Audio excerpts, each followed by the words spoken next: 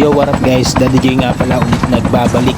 Nangangarap na magkaroon ng maraming skin dito sa may Code M para naman pag nagsali tayo, ipapamahagi natin sa mga walang skin. Ganun ako kabait mga pare. Sa ngayon, Memento sa Boba Blaster lang naman yung kaya natin ipamahagi. Pero yun naman yung talagang gusto ng mga tao, diba? Basta ang mahalaga ay importante. Ano daw? Katsa! So dito nagsusolo squad nga pala ako at may nag-comment sa akin. Tol, sabi niya sa akin mas maganda raw yung mag-solo squad, boss. Oo naman talaga, mas masarap talaga yung mag-solo squad. Kaya lang talagang napakadalang ko talaga makalusot sa solo squad mga tol. Aminado ko hindi ako malakas pero nagpa-practice pa rin ako, tuloy-tuloy pa rin yung pagpa-practice ko para matuto ko, di ba? Mas mahirap talaga mag solo squad, promise. Ako na nagsasabi sa inyo. Pero sa iba, siguro nagyayabang na sila na madali lang daw. Oo, maganda kasi device nila, di ba? Kasi ko yung device ko hindi naman ganun kagandahan no. Wala pa tayong pambiling pera pero magsusumikap ako para mabili natin yung mga yan. Kaya ako gusto ko talaga yung marami ring skin sa Code M. Kasi sa nakikita ko wala pang content creator na gumagawa nun, yung nagla-live sila, nagsasali sila, nagpapa-skin sila.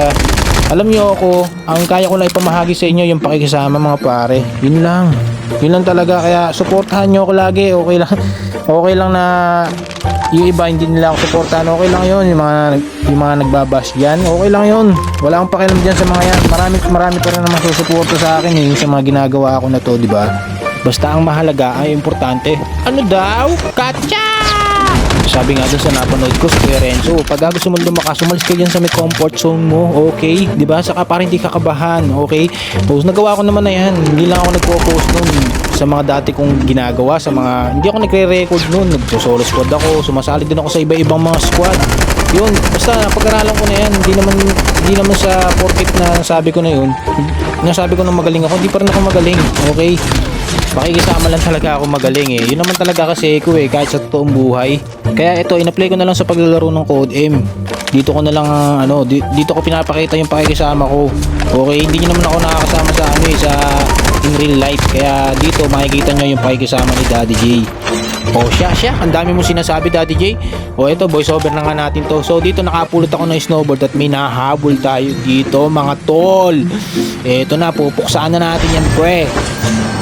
Grabe naman talagang ko yan ang ingay. Talagang sinasabayan ako habang nagbo-voice over no. So dito sinulit na natin yung yung snowboard kasi minsan lang tayo makapulot niya kasi wala pa tayo niyan. Pero bibili tayo niya pagka meron na tayong pera, pagka meron na tayong ipon.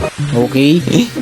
So dito may nakasulubong ako ditong dalawa, kaya naman napariwind na lang talaga si Daddy J. Siyempre babalik naman talaga ako dyan kasi pupuksain na natin yan. Eto na ako tal.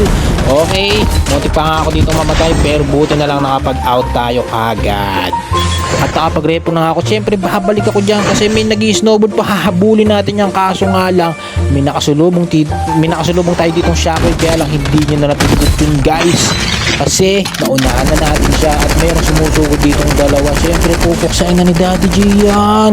Kaya lang mayroon siyang pagkakamali dito. Imbis na pa-rewind, napindot niya yung mapa, kaya montik na siya mabigyan dito mga pare. Montik pang mawala yung highlights.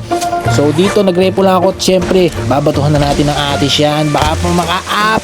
Hindi na makaka-up yan guys. Okay, isa-isa na natin to kasi pag 1v1 yung situation at pag na-practice mo na yan, talagang kayang-kaya mo nang mani-manihin yan, di ba? Sabi nga ni Kuya Renzo, tatawanan nyo na lang yan pag yung magaling ka na. Hindi naman ako magaling kumbaga pagka yung nasanay ka na, di ba? Kumbaga yung sinasabi ng yung mga magagaling na content creator, lang yun, mga reference lang yun guys. Kaya kayo na bahala mag-adjust lang yan lagi kong sasabihin sa video yun para ako yung laging magpapaalala, okay? Shoutout nga pala sa mga nag-comment na to. Kung gusto nyo ma-shoutout, mag-comment lang kayo. Siyempre, shoutout natin yung mga magagandang mensahe. Hindi natin sasama yung mga negative, okay? Naka 26 kills dito si Daddy J.